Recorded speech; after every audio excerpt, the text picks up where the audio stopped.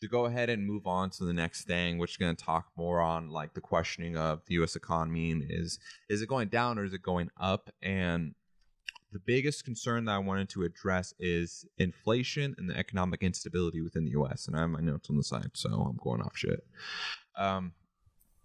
But we're seeing, for example, with these stimulus checks and the stimulus packages and how much money is going out versus going back in, you're going to see an issue where there are issues where too much money in circulation can result in consumer demand exhausting supply chains. And if that happens, shortages can also occur as a result and worse resources become limited. When demand outweighs supplies, the value of the individual dollar drops and the cost of living increases. Interest rates, retirement savings, and investment spending can all be impacted by this. And those things, investment spending, interest rates, those can also affect the other way around. It's inflation, recession, all that stuff. There's a lot of different factors that go into it. So it's not just unidirectional or unilateral within regards to solely too much money in circulation, because there are a lot of factors go into it, but it can't attribute to it. And oftentimes, too, inflation can also be a signal of a recession. But when you see so much money put into circulation, you're going to run the concern and the fear of devaluing the individual dollar.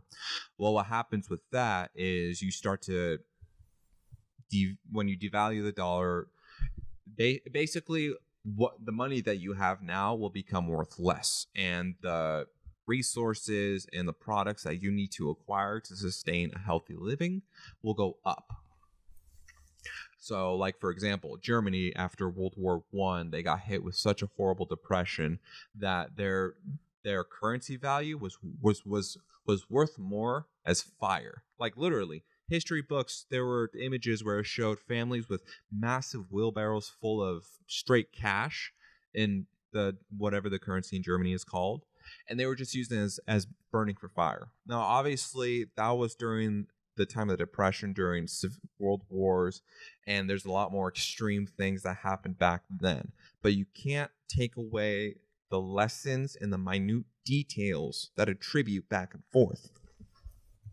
When you pump too much money into circulation, you run the risk of devaluing the individual dollar, and you can potentially harm the bottom line of the society.